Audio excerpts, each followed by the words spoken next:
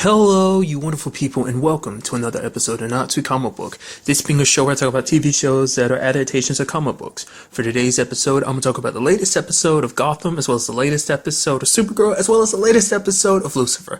Like always, if I'm talking about something that you want to listen to, you can always look in the description down below. I include a time when I start talking about each of the respective shows. So, for example, if you want to hear what I say about this week's episode of Gotham, you can skip to what I say about this week's episode of Supergirl and or Lucifer. But the first thing we're going to talk about is this week's episode of Gotham.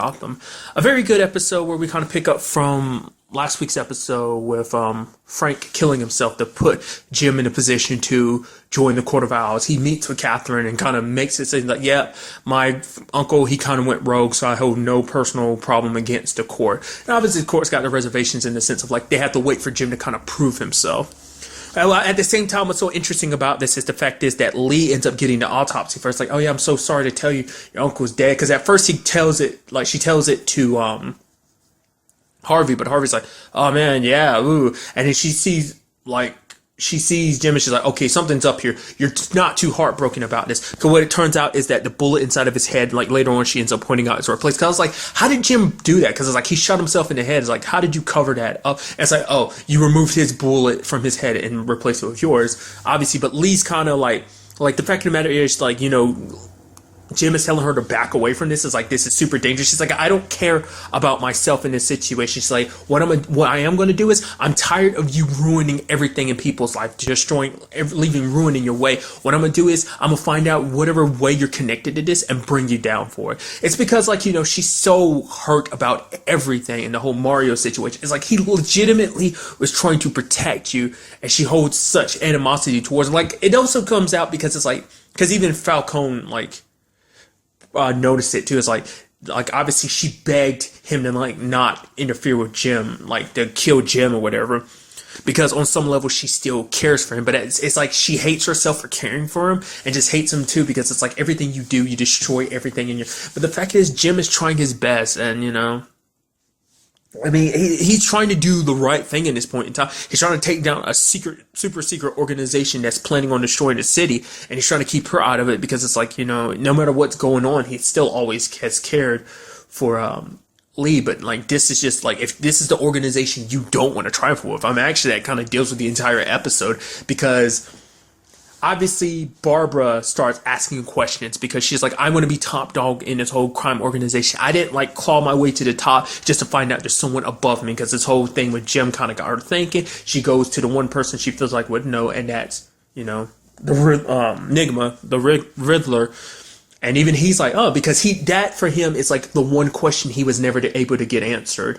And so he basically puts on this grand show for the sake of trying to get that answer. Because for him, it's like, he has this, like, I guess it's something I never really thought about with, like, the psychology behind it. The fact of the matter is, he needs answers. Like, his riddles are kind of a reflection of the fact is he needs answers. Like, he can't, like, it's like, they're like, as we always seen, like when people don't answer a riddle right, it pisses him off severely. Obviously in the past it was kind of to give him what he needed to find out who he is, but now it's just like just part of his, like, just the way he works and operates. He can't not have an answer, so that's what he's striving for this entire episode. Try to get revealed who the court really is and what they're all about.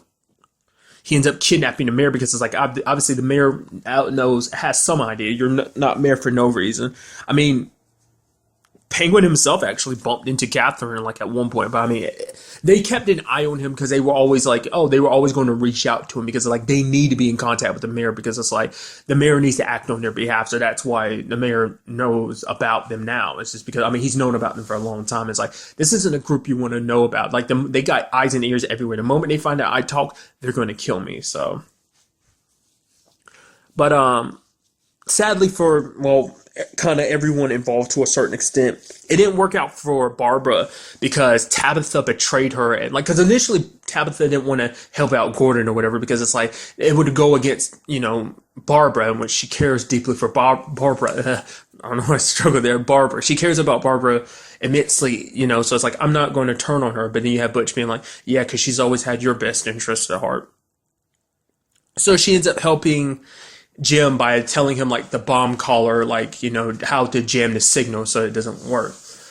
and Barbara gets super pissed because Barbara's like, yeah, like the fact of the matter is I can't climb to the top if there's someone above me. And in that moment, Tabitha's like, oh, you said you, don't you mean we? So it's no longer they're like, that honeymoon phase is gone. Like they're no just like that twisted happy couple anymore. Like they've actually hit a roadblock now because now Tabitha sees that, no, like everything Barbara's done is been for herself. It's not about, she doesn't care about Tabitha. She doesn't care about anyone else.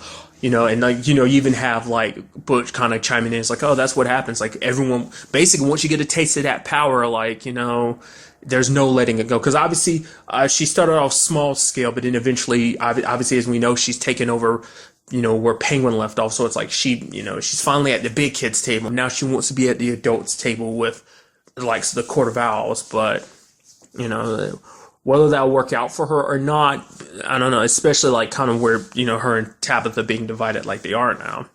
But for Enigma, like his need to get an answer made it so that like he could have like killed the mayor or whatever, but he couldn't because like Jim is like, if you kill him, you won't get the answer you want. And it's just kind of like, it bothers him to no end because it's like, I have the opportunity to take you down, but I can't. So he willingly goes with Jim, and they actually have a very interesting conversation where Jim's like, the fact of the matter is, like, I used to consider you actually a friend. He's like, I think back to that dinner, that me, you, Lee, and Kirsten went to. And he was like, at first he didn't want to be there, but it's like, honestly, I had a lot of fun and everything. And basically, Enigma's kind of basically like, what's the point of friendship? All it's going to do is end in betrayal and stuff. So obviously, he knows that better than anyone because it's like, oh yeah, like, he's kind of dealt with that with the whole Penguin situation.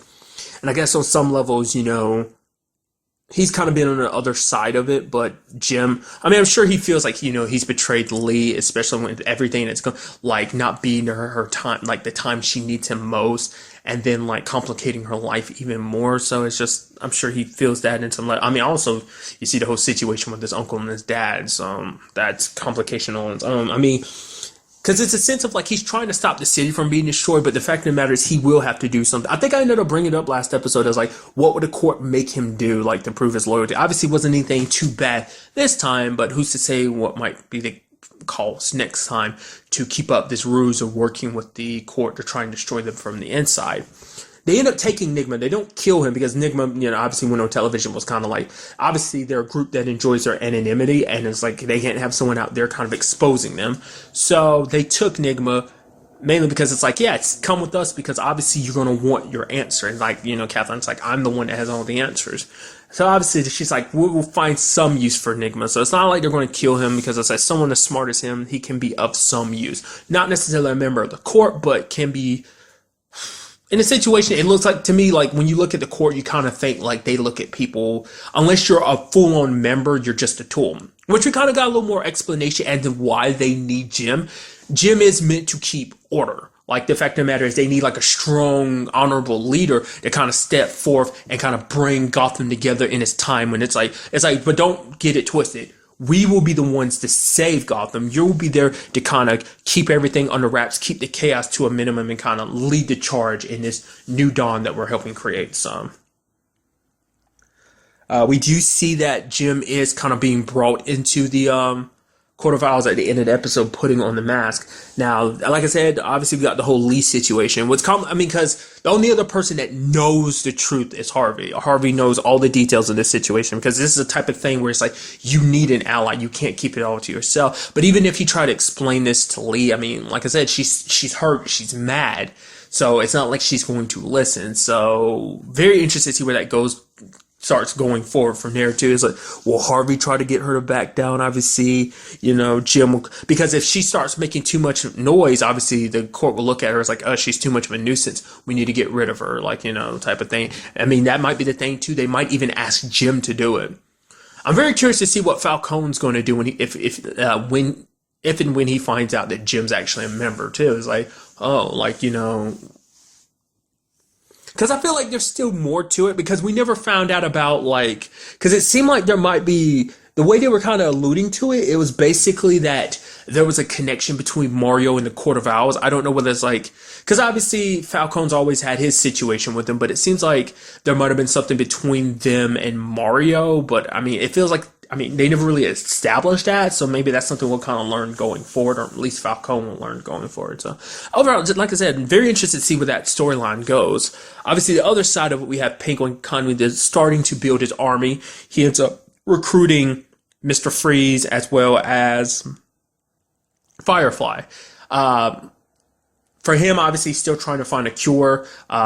I didn't even, like, because the last time we saw him was at the end of season 2, but apparently he kind of got ran out of town around the same time. Like, Penguin was rounding up all the other experiments and kicking them out of town too, like, during the first half of the season.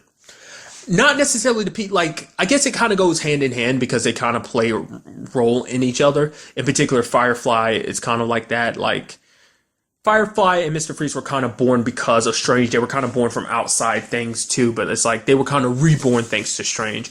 But I thought, like, in particular, like, he was going to end up crossing paths with Fish because, like I said, we still haven't seen her side of the story as well as her and Strange. Because obviously she has most of the people, you know, the quote unquote freaks with powers and stuff like that. Like, she has most of them on her side, so these are the only ones I'm aware of that are kind of like, it didn't even cross my mind to think of either one of them. But like I said, the last time we saw them, I think was like season 2's finale when they were kind of fighting each other. Basically, the way Ivy kind of describes it, it's like, oh, in some shape or form, we're kind of like we're kind of like a family in a sense, kind of being there for each other. Obviously, Mr. Freeze is in this for, you know, the sake of, like, once he helps Penguin get his revenge, it's like then Penguin will help him, like, give him the resources he needs to save himself. And more so the family thing is for Firefly, because it's like, for her, she's like, yeah, she kind of had to deprogram herself after the whole Strange situation. She has like a regular job and everything. It's like, I can't be near Gotham and everything anymore. But it's like, no, Ivy as well as Penguin kind of convinced her. So it's like, oh, we can be a family and everything. So obviously, Penguin sees the fact is that Enigma's going by the moniker Riddler now. So I mean, it won't actually be that easy to go after him now that things have gotten complicated. Now that Enigma's with the court, not with the court, but the court has him now. And at the same time, obviously, he's going to be going to war against Barbara, which, like I brought up earlier, Barbara's kind of divided right now because of her and Tabitha not seeing eye to eye. So it might turn into a situation where some people are loyal to Tabitha and Butch, whilst others are only loyal to Barbara. It turns to that whole situation, so... But then again, like, Penguin doesn't know about the court either. I mean, he might see some reports and stuff about Enigma mentioning them, but that might be to that extent. So, kind of along those same lines, it's something I didn't even realize until, like, it started happening in this episode is Clone Bruce starts bleeding from his nose. And I'm like, right, because that's the whole reason why Fish went off with Strange, because he could fix them, because it's like the more they use their powers, because they were faulty experiments, so they are all slowly dying. In Fish's case, like, the more she used her powers, the more she was like dying more and more. So obviously it's like, oh yeah, the same would apply to him and everything, which there was a whole situation between him and Alfred. Alfred had picked up the fact that things were like a little amiss, granted, like, not to the point where I thought, like, I was like, oh, Alfred had this figured out from the beginning. It's like, no, Alfred's still in the dark about everything, but he did notice some things. But obviously, Clone Bruce gave it excuses like, oh yeah, I lied about the whole, like, Selena situation. So he's like, oh, that's the reason why I'm acting a little differently.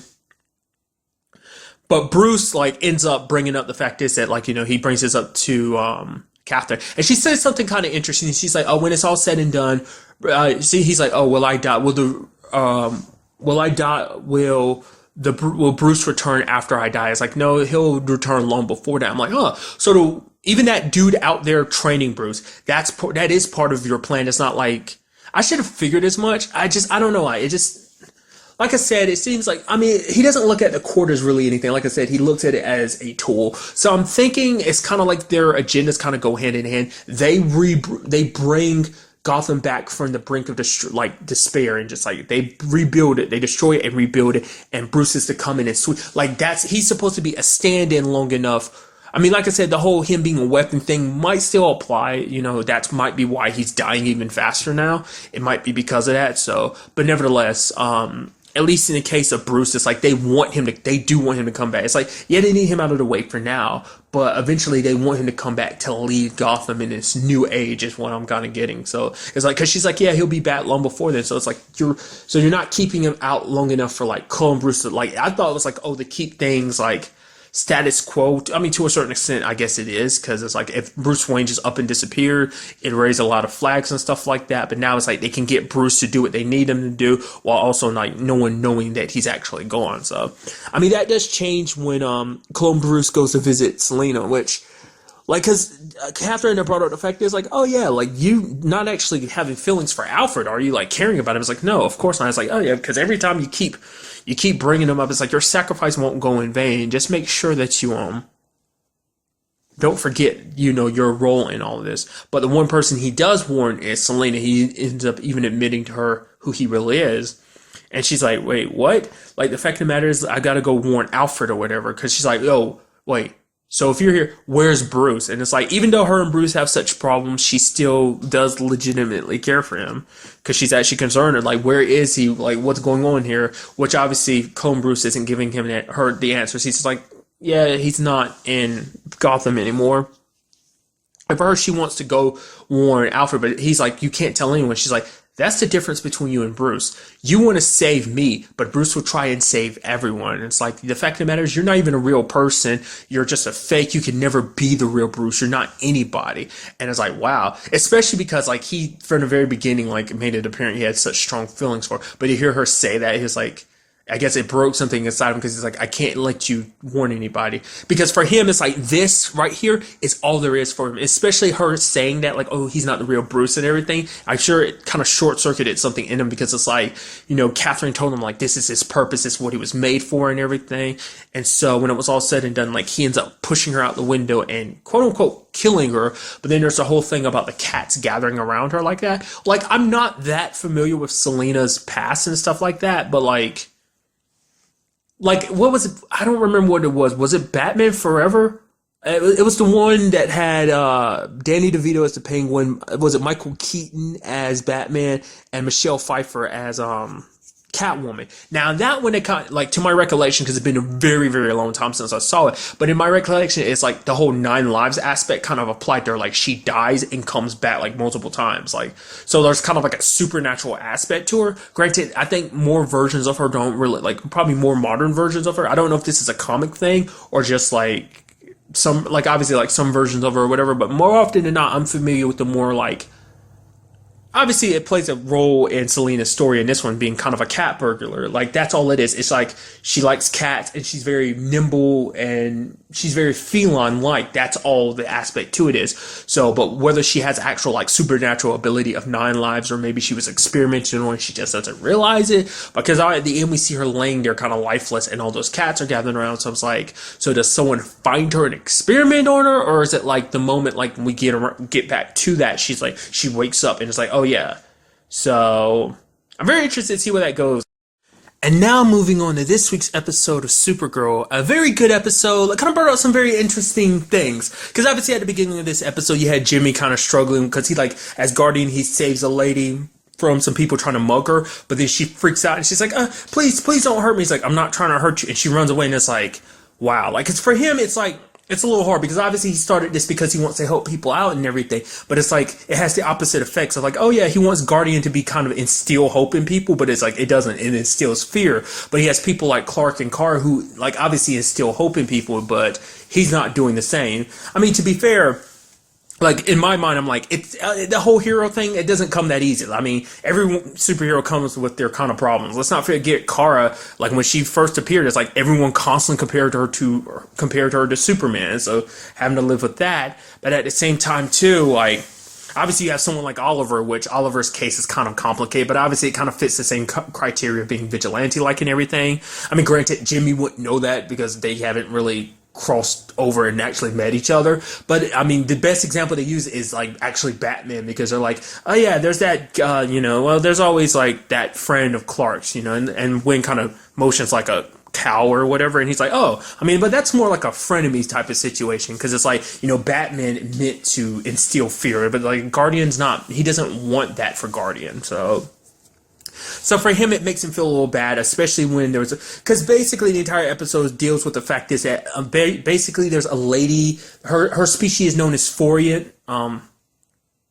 Forians, they're basically telekinetic, and basically she kind of goes a little wild, and basically Jimmy meets up with her son Marcus.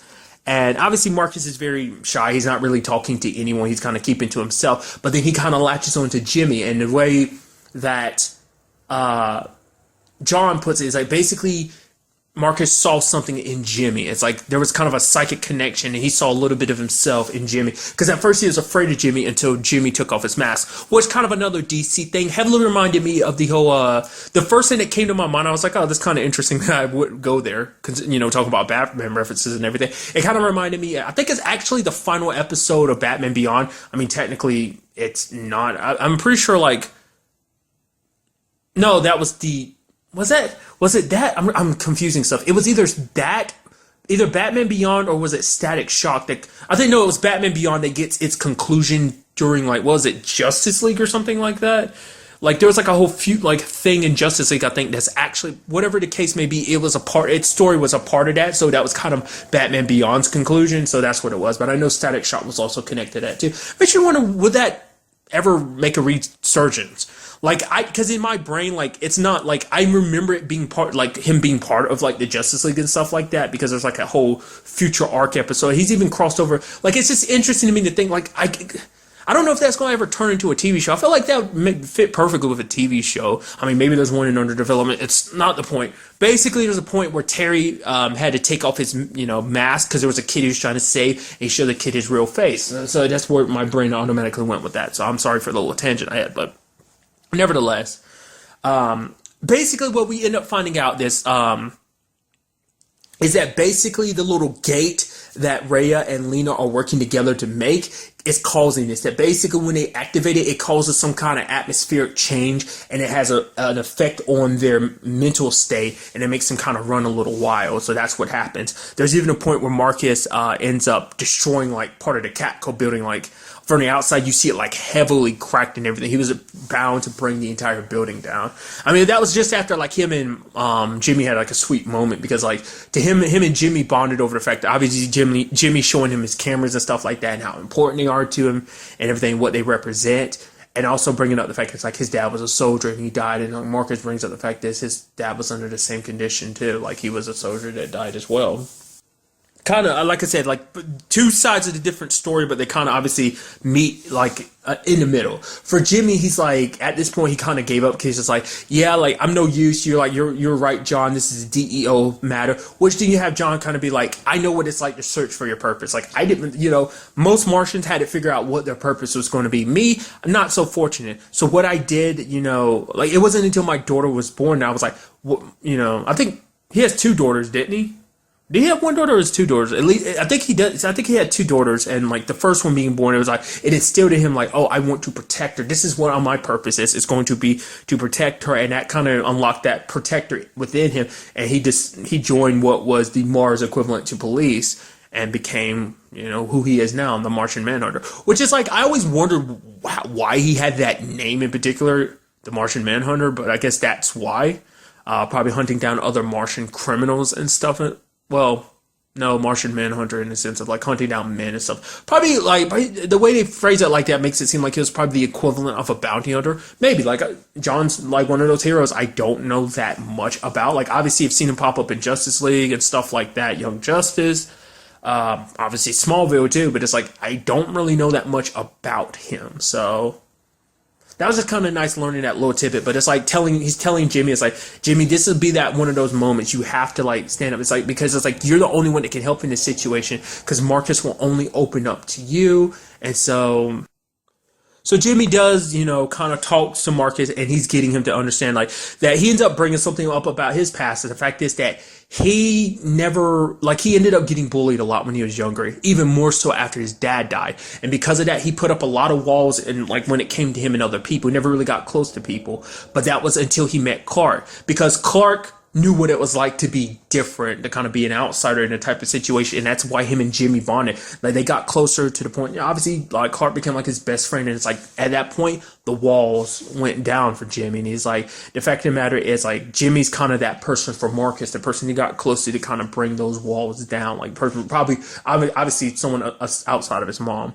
obviously they try to use the device to kind of keep his like them under the control just in case this whole atmospheric thing happens or the device gets activated or whatever. But it doesn't work because it turns out there are more Forians. Because basically, because the thing John brought up at the beginning of the episode is like they are a very peaceful race, and obviously this is what's kind of driving them a little crazy. But it seems like a lot of them are refugees. Like it seemed like it was only Marcus and his mom, but obviously the reason why she had stayed hidden this entire time was because she was meeting up with the others, probably trying to understand what was going on with her, probably, and even them. But obviously, all of them kind of succumbed to the power, and like they were activating their powers. And it's like obviously we saw what just Marcus could do on his own. It's like so who's to say what looks like maybe like a dozen of them could do. But luckily, Jamie was able to talk to Marcus, because it's like, I promise you, I wasn't going to let you go through this alone. I won't leave your side. Just, you have to, you're strong. You just have to fight this. And he's able to. And because of telepathic link between him and the others, obviously, it severs the power to the others as well. So.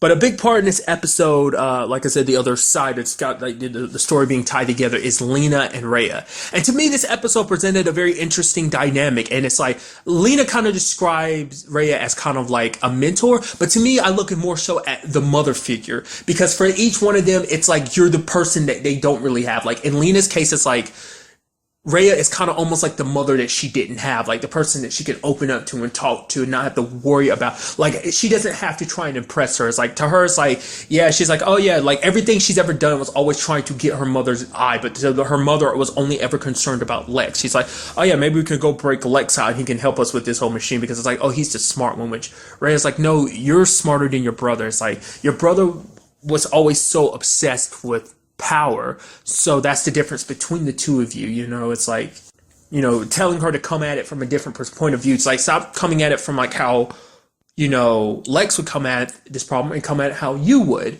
And to me, like, it seems like on some level, like Rhea also probably saw like a daughter in her too. Like, it's like, obviously, like, she hasn't completely removed Mon-El from her heart, but at the very least, it's like, hey, like, you're almost like a daughter to me. It's like, she's like, basically at one point even saying like, no matter what happens and everything, just know that, never let anyone stop you from basically, or tell you otherwise, that like not how amazing you are or stuff like that. So there's even a point where Kara had called trying to warn Lena, because obviously she heard a little bit from Lena about like her work, and obviously went in and investigated and found out like, oh, it was kind of connected to what's going on here. And she had this whole conversation of basically this is slightly about Mon-El, because she's still so adamant about Mon-El. You don't even realize she's controlling you. She's making you think. It's like, but the fact of the matter is, it's like, okay, Mom, your problem is me, not this world. But it's like, technically it is this world, because for her, she's doing all this because she's trying to wake Mon-El up. And it turns out I was right. That basically what she's trying to do, her ultimate goal is to make a new Daxam, because obviously she was like, Daxam still existed. At least that's what she made it seem like out to be, like the last time obviously like before, when she killed her husband, which obviously when it came to telling Mon-El, she was like, yeah, your father was so heartbroken he killed himself. It's like, and making Mon-El feel bad, because it's like, yeah, it's because I turned my back on my dad, he ended up killing himself, like lying through her teeth like that. Because like I said, this is all a twisted version of trying in her mind, love to get her son back. But like, she wants to make this the new Daxam, because I'm guessing what she had said previously, maybe that was all a lie to get Mon-El to come back, but eventually, like, maybe the plan was always to attack Earth. But like, obviously she has her vendetta against Kara, because it's like, oh, you try to act like you're all high and mighty and you're better than everything. It's like, you don't realize the damage you were causing. But like, for her, it's like, Daxam's kind of got this mentality, like, obviously, like, especially probably amongst the royal family, like, oh, like, in her particular case. Side note, I need to go ahead and get this out here, because I meant to bring it up last episode, but I didn't catch it. The actress who plays Rhea, I kept getting this feeling like I recognized her. Looked it up. The actress, her name is Terry Hatcher, and like, the reason why I recognize her, she's freaking Lois from Lois and Clark's Superman. Did not know that until I was like, dude, once again, they had their little acting things that I did. That was another one, because it's the third one. Obviously, the other one being the actress who plays Kara and Alex's mom. She was Supergirl in the past, as well as Dean Cain, obviously, was Superman from Lois and Clark. So, but nevertheless, the point I was making is that maybe the point was to always attack Earth because like they needed, I mean, they made it seem like Daxon was suitable again, but maybe they found out that Daxon wasn't, or maybe the fact of the matter is, like I said, maybe it's just out of spite. Destroy this world and make it our own. That way, like, Mon-El will lose any connection to this place and he'll fully be dedicated being Prince again. It's like, all you will do in the end, she doesn't realize it, is you will further make your son hate you. Because it's something that Mon-El kind of brought up this episode, because obviously he thought he saw his mom, but obviously he's like, oh, it's all in my head, especially when they have wind check outer space and everything. It's like, okay, there's no signs of the ship. And he even brings up the car. He's like, yeah, I thought I saw my mom. And he's like, what I thought would happen is I'd be filled with anger, but I felt something else. It's like he felt sad, and it's like Car's like, it's okay to feel that, like, you know, she's your mother, it's okay for you to miss her. He's like, you know, it's okay to feel, which he brings up something interesting. Apparently Daxamites don't actually like to feel. They actually bury their emotions. I think is basically saying like they take things like probably like pills and stuff, like medication and stuff like that, to bury their feelings. And maybe that's why Rhea is the way she is, like how she's so unflinching. I mean, it's like she seems so much more remorseful in front of Mon-El than she did her own husband when she was stabbing him. So maybe it's like at that point in time, whatever she was on was wearing thin, or maybe it's just like she's just like I said, like she thinks she's doing the right thing as a parent, but to do what she's doing, like it's like a full-on invasion. Like I said, as I guessed, I figured that had to be what her ultimate goal is. I feel like a giant portal was like, you could only be doing that to prepare like a large-scale army to come in, and that seems to be what the case may be. So. Because the point I was also making earlier is like the fact of the matter is like Marcus and his people were affected by what she was doing. Like if she knew what she was doing was causing some other species problems, like would she care? Like obviously she has a problem with Kryptonians and she's willing to wipe out like I don't know, like she's probably like, because obviously Daxam kind of runs on a whole system of slaves and stuff like that. So maybe she plans on making Earthlings slaves, or maybe just wiping out, either you submit and become a slave or you get wiped out. Because at the end of the episode we seeing her, Lena, as well as Mon-El kind of being, I would assume, like transported onto the ship. So that's definitely going to be very interesting. I'm sure, I mean, that's definitely going to get very interesting considering, like, one thing too, I was like, this might be around the time that Lena finds out about Kara, because Mon-El will be there in front of her and she'll be like, wait a minute, you're Mike. Because obviously, like, what was it? The episode where Raul popped up, he was an ex-boyfriend of Lena's, named Jack. Or was it Jake? I think it might have been Jake. Yeah, I think. But nevertheless, like, obviously, like, she popped, like, Kara introduced him as Mike and everything, and now she'd be like, wait, you're Kara's boyfriend. And, you know, she could probably rationalize, be like, oh, does Kara not know that you're an alien? And it's like, yeah, things are complicated there, but, I mean, I'm very interested to see how this all turns out, because I didn't realize, like, I keep forgetting we're so close to the end of the season. Like, I think next week's episode is the second to last episode of the season, so it's like, where this is all going to go, I don't know. Like, the fact of the matter is, this is like too much just for them to handle by themselves. Might be an opportunity to bring Superman back in to help. I mean, especially because this isn't just like a National City problem. I mean, granted, it seems like they're heading to National City first, in particular because that's the city. Like, it's like she wants to destroy any attachment Mon-El has to this planet first, and then it's like, oh yeah, then we'll remake it as Daxam. It'll be beautiful. You'll be the prince again and everything. He even like went out of his way to point a gun at his mom to prove the point of being like, you know, he felt like it was probably the only way he could stop her. But it's like, I don't know. It's kind of sad. Like, I mean, and you would think that would mean a lot to her. It's like the fact is that he's about to use that he would even be willing to point a weapon at you like that says volumes. But once again, she's so wrapped up in her own head. Like there's only so far you could use the excuse of like, yeah, in her own twisted way, like this is her form of love. But doing what she's doing, like I said, at the end of the day, all she's going to do is end up making Mon-El possibly hate her. So. I mean, but overall, we'll have to see what goes down next episode, especially because, like, John got left in a state where it's like, basically she ends up learning from, like, she ended up getting the device from, like, a white Martian or whatever. So it's like, maybe even, like, she probably did a lot of preparation before she came back to Earth and introduced herself to Lena, like, 2 episodes ago. Like, she probably went through a lot, you know, learning everything she could about Earth, and then getting access to a device like that. She made sure to come properly prepared this time, and so basically she locked John inside of his own memory, kind of trapping him in his own helm. And since we brought up White Martians, this might be the opportune time for Magan to return too, to help deal with this whole situation. So it's a very good episode, and I'm very interested to see where next episode takes us. Like I said, we're heading for like full blown war. We might even get to find out what the president, played by Linda Carter, who that's another example because apparently she's, she was Wonder Woman in the past. Find out maybe what kind of species she is, and see what she. I mean, I'm sure we're going to get her word on this, especially because it's a global attack and everything. So, very very interested to see where next week's episode takes us. And now moving on to this week's episode of Lucifer, a very, very good episode of Lucifer where this week's, this is kind of like their first official case working together again, Lucifer and Chloe. Chloe's still dealing with the whole Lucifer situation. She even goes to try to talk to Maze about it, but Maze is kind of ignoring her because it's like, Maze is like, I don't handle like that human Philly stuff. It's like, that's not my thing. It's like, you need me to hurt someone, beat them up. Yo, that's my jam. But talking about your feelings, like, that's not me.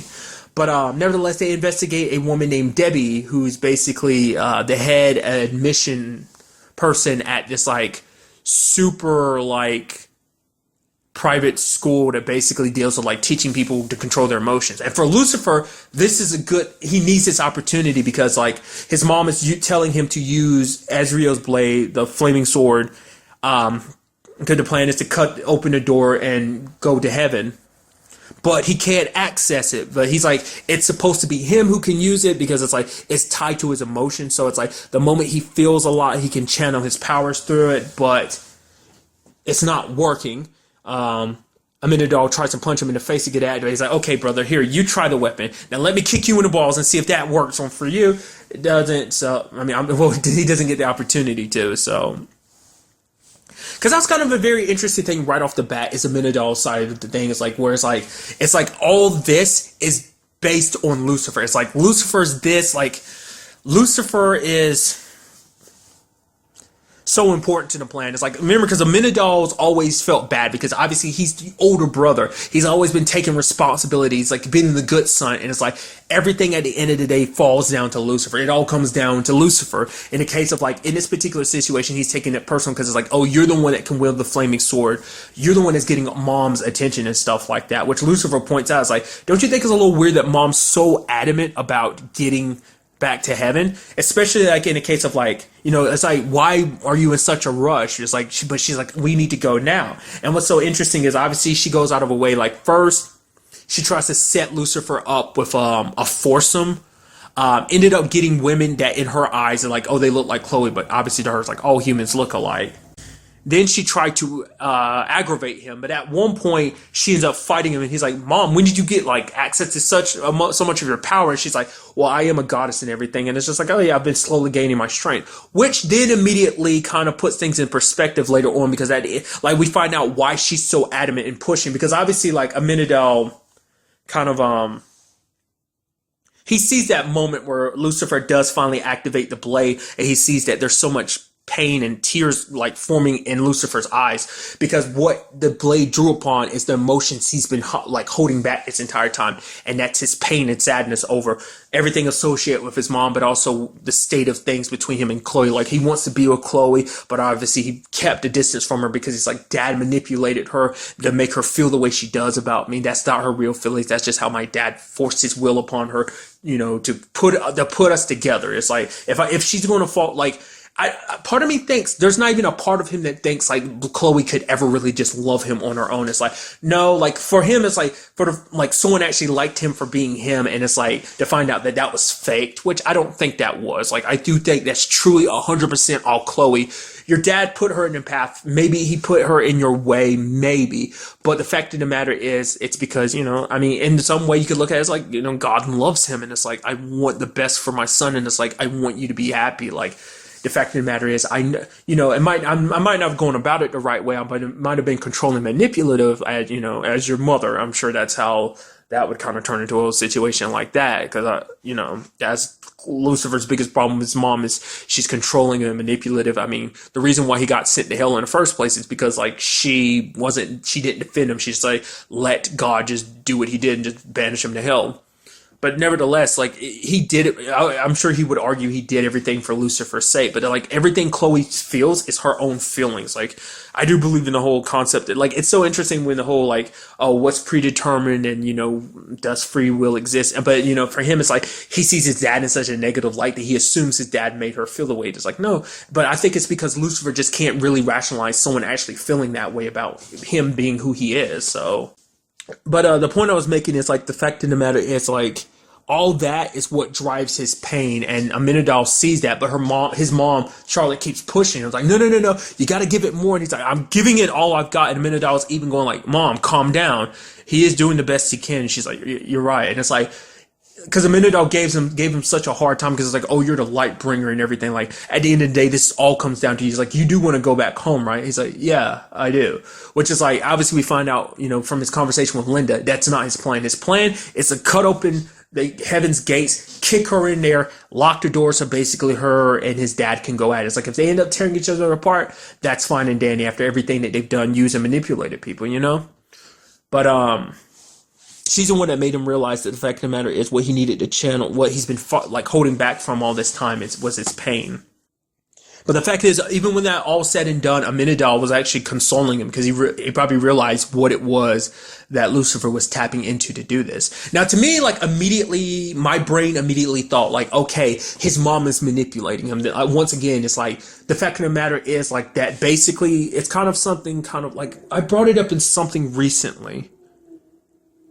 I think I brought it up in American Gods, but nevertheless, which is very interesting that because obviously this series is actually connected to that technically because it's like Neil Gaiman, the dude who wrote the book American Gods, is he also wrote / currently I think he still writes for the Sandman comic books, which this series obviously is an adaptation of the comic book that's a spin-off of that said comic book series, because like Lucifer is like a pretty prominent character within the Sandman comic books. But nevertheless, the thing is like, so kind of going along those lines, like if you haven't, it's not important what I said about American Gods unless you watch American Gods. Go check out that episode. It's like the most recent one I've done. But nevertheless, it was like, what if like that blade is supposed to be personification? What if Lucifer himself is supposed to become the flaming sword? What if that's actually the key to all this? Because obviously we know that his mom's ultimate goal is ultimate, like, power. Like, whether she wants to admit it or not, she wants to make it like, oh, we're reuniting our family. I feel like that's second to, like, getting back everything God took from her. It's like, nope, I'm kicking him out Heaven's Gate and banishing him like he did her. Like, this is all about revenge and power. I'm sure that's her main motive. But I was like, oh, what if she secretly tried to turn Lucifer? Like, what if the goal was to turn him into the actual weapon, like, without him realizing it? Which seems like not being the case. What it turns out to be is the fact is that his mom is like, her vessel is falling apart. She ends up peeling back a band-aid and you see the light emitting from it. It's like her vessel can't hold her anymore. Like, it's held her on for this long, but it's slowly getting destroyed, and that's why she's suddenly so super strong. It's because her essence is slowly leaking out, so more and more of her power is coming out. So what that means exactly for her, that's hard to say. Like, once her essence completely erupts from the body, is it a situation where it's like she'll end up destroying any and everything near her? So she needs to get back to heaven as soon as possible so that they can kind of like, she'll be in an environment that can contain her essence as a goddess.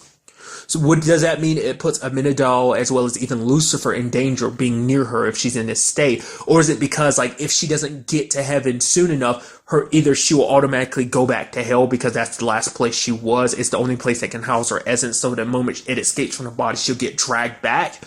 Or is it just because like the moment her essence leaves the body because of this plane of existence, she will disappear? Like, I feel like it's more likely to like, oh, we go on some apocalypse level type of destruction, being a goddess and everything. At least that's where my mind goes. So, but obviously that's just like, obviously like the main part of the, like another like main plot stuff. Obviously when it comes to the case, side note, it's kind of interesting. The actor who plays the head dude at the school, I think the actor's name is Jeffrey Owens. I was like, I kept looking like, why does he look so familiar? And it clicked. I was like, oh yeah, he's from a pretty prominent sitcom that I won't necessarily talk about because there's a very heavily negative connotation kind of associated with it now. So, but it's like, oh yeah, that's what I know you from.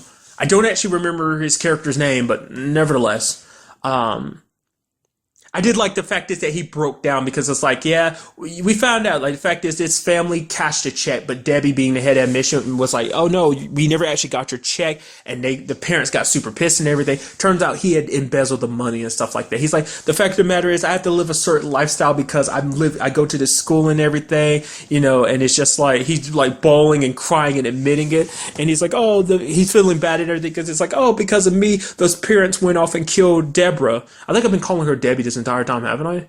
It doesn't matter because I think it's because most other people in the show were calling her Debbie anyway. Nevertheless, he was like, oh, so they didn't. They're like, Dan and Chloe kind of like, yeah, we don't think he actually, those parents actually did. It's like, oh, okay. He's like, wiping his tears, like, so there's no possibility that you guys are going to possibly just forget that whole thing happened. And then like the PE coach, or what was it, the movement and health, whatever, PE coach walks in, he's like, oh, what was that? Is everything okay? I could have sworn I heard a little girl crying. It's like, just sticking a knife in a little deeper, aren't you? Like I said, because I love, like, Lucifer always has to take things and kind of make them all about him. And it's like, oh, this is a school about learning how to control your emotions. He's like, yeah, I can do that. Linda's telling me I can't control my emotions. Psh, whatever. No. Because for Linda, she's like, you can't control your emotions. All you can do is understand why you're feeling the way you're feeling. And at that time, she's like, or in your case, what you're trying to avoid feeling. So, I love the point where Lucifer actually like asks Trixie to pretend to be his daughter and everything. It's like, oh yeah. She's like, yeah. He's like, come on, play along. And she's like, okay, I'm Trixie Morningstar and everything. Like, it was so cute and adorable. And it's just like, okay, come along, kid. It's like, come along, child. Not even calling her by her name, just because it's like, because even from the very beginning of the series, Lucifer's just like, get away from me, you small human being. Kind of you disgusting creature.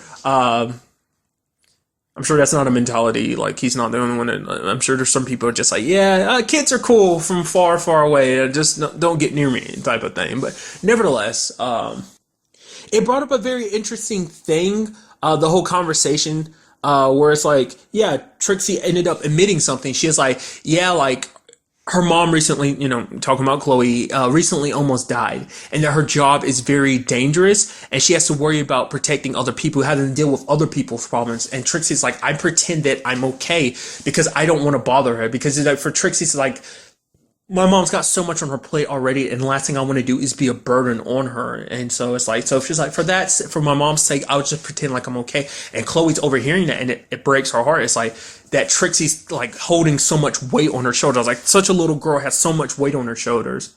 And so she ends up talking about it to Dan later on too. So, because for her, it's like, Trixie hasn't opened up about this at all. And it's like, now on top of this, it's just like, she had never heard like Trixie kind of open up so much like that. So I do love at the end. It's just like, okay, Trixie's like, so mom, can I, like, Chloe's like, okay, can you tell me anything you want? She's like, can I have Lucifer drive me? She's like, okay, fine, go off with him. And she's like, okay. It's like, he's like, fine, a deal is a deal. And he tosses her the car keys, and she's getting in the car, and Chloe's like, no. He's like, fine, okay, we'll just have to wait till your mom's not looking. So. But what I also appreciate is, like, because basically there's a whole, like, because the thing about Chloe is she starts feeling bad about what she's doing. Because the fact is that she's working all the time. Like, her job is putting her in such a situation that even her own daughter is kind of thinking the way that she does. It's like that, oh, I have to, I have to pretend to be okay when I'm actually not. It's like, her mom's there to be a mom, to, carry, like, to be there and help her, but it's like, I guess on some levels she also look at, I'm so caught up in my job, I'm not even realizing like how much my little girl is hurting, especially because all these other parents are like, oh, they're trying to pretend like, oh, like, especially when Chloe first shows up there, like, because they're having that little grieving thing and everything, and she's like, yeah. I was like, oh, you're a single parent. Oh, kind of almost looking at her. You see people in line whispering and stuff like that. Because it's like, oh, how, like, because like they ended up talking to this lady. I think her name was Joy. It's like the other people frown upon her for the fact is that she's kind of a single mom that works really hard and everything. Also found out she was sleeping with the PE dude. Apparently everyone was. It's kind of like, yeah, he's an idiot, but he knows how to move. It's kind of how everyone words it. But there was an awesome moment where Maze was like, yeah, like I'm not good at talking and everything, but I'm not going to let my buddy kind of go through all this alone. So she goes there and helps Chloe out and pretends like, yeah, this is my wife and everything. Even at one point slapping her on the butt, and she's like, please do not do that. But because like I said, Chloe spent that entire time worried about it because like, oh, these are these top class people, they're kids, and it's like, oh, they're like parents, and it's like, oh, they got everything under control, but here I am, I got a job, got a kid and everything, going through my particular situations, and I'm just kind of running wild, and it's like, I look like such an unfit parent, which you have like Maze being like, no, you're fine. Why are you so in your own head? Like, look at these people, they're fakers, they're like all like worn down and miserable, they're just waiting for an opportunity, they just want some stuff to come up so they can like just tear each other apart, and that's what they use to kind of solve the case. And so they end up like, hey, they end up poking, like Maze ends up spreading a rumor like, oh yeah, Chloe's got evidence in our car or whatever, and so that kind of drew the killer out. It turns out to be Madison, the lady that Lucifer and Trixie talked to in this episode. Like, obviously she gathers everyone, it's like, oh yeah, handle your emotions and stuff like that. Which, interesting little side note kind of thing that kind of popped up that was kind of interesting is the fact is that Lucifer has a copy of her key. It's like, yeah, don't tell Detective Decker about the fact is that I have a copy of her key. I'm sure she won't appreciate that. But it turns out Madison is a killer because Debbie was trying to start stuff because apparently Madison and the PE coach had a thing a long time ago. But the thing is, like, Debbie was so pissed about the fact is that everyone went to, like, no one really liked Debbie because she was just kind of essentially a hard ass. So no one really liked her. But in particular, like, she had a bug up her butt about this whole teacher, like, PE teacher, everyone sleeping with everything. So she had such a problem with him that she was going to reveal the fact is that Madison's child, her son, I forgot what his name was actually the PE teacher's son. And what that would basically involve is like her husband leaving her and everything, which Lucifer, like at that point, she's like, yeah, I just got so mad. But then Lucifer's like, what are you talking about? You said about controlling emotions. She's like, no, I thought you could, but you can't control emotions. Like, and then what? He was like, what's the point in all of this? And in that moment, Maze proceeds to tackle her and everything. It's like, and hits her super hard to the point she's kind of knocked out. It's like, wow. She's like, yeah, told you. Touch it, talking and stuff like that, not my thing. But it's like, this is my thing. So, and then you have the coach being like, whoa, wait, I have a son? It's like, cool. It's like, yeah, I see the whole idiot aspect there. So, I mean, I guess that's kind of, I mean, it's a sad ending, but at the same time, I guess it's a good ending. I mean, apparently the son's, as we've seen, is kind of an idiot. I guess it kind of reflects with his dad and everything. I'm sure it's just complicated situation all around. So, but, there's actually kind of a small thing that happened earlier in the episode I completely skipped over. The fact is that Ella was kind of like, yeah, I kind of have that. I know what you mean, having a problem with your therapist. Me and my therapist kind of had that. And Lucifer's like, wait, you go to therapy? She's like, yeah. Like, I know, like, I had this, like, whole demeanor of, like, I'm so upbeat and everything. But she's, like, up here pointing to her head and everything. She's like, there's so much darkness. And Lucifer's like, really? I wonder will that kind of come up. I mean, we see that she's kind of got her family situation. Like, her brother is kind of a criminal.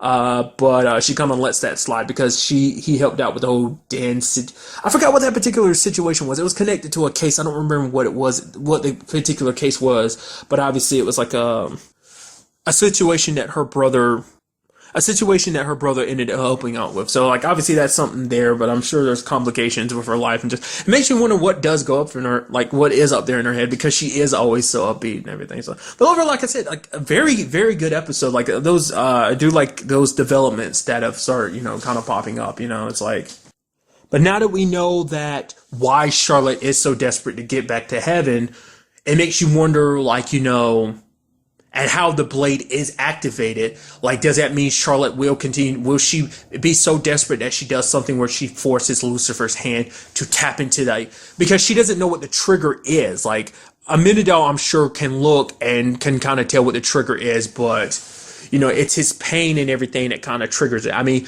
who knows? Maybe what we'll ultimately find out is, like, maybe him admitting his feelings to Chloe and just them rekindling the feelings that they have for each other, because it's still there, but they're both trying to deal with it, in their own way and everything, not letting each other know, like, the truth and everything. So maybe that might be, once that comes out and everything, maybe that will be enough to charge the blade completely. So I don't know. We'll have to see. Like I said, like, there's certain developments that make me think, obviously things aren't going to go necessarily the way they want to. I don't know whether it's going to be a season finale type of, won't go the way they want to, but like I brought up before, like I get the feeling like, at least from something I've seen that makes me think like, opening the gate's going to have the opposite effect. I'll leave it at that. You can take what you will about that. Like I said, I've not read ahead, but it's just like one image kind of made me, like one word and one image made me go, so that's where that's going. So like, I'm getting the feeling it might be a season finale thing, but it might be something that'll be coming up a lot sooner. I actually don't know how many episodes are actually in this season, because this season's like the first season was like 13 episodes, and we're kind of past that at this point, I think, with Lucifer.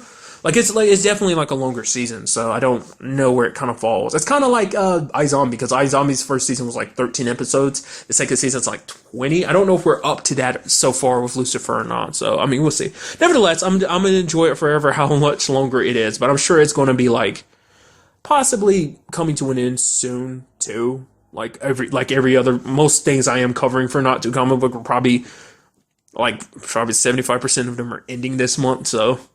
But nevertheless, that's really all I wanted to talk about. Till the next time we meet, be happy, be safe, live life to the fullest, and enjoy it. Good day and goodbye.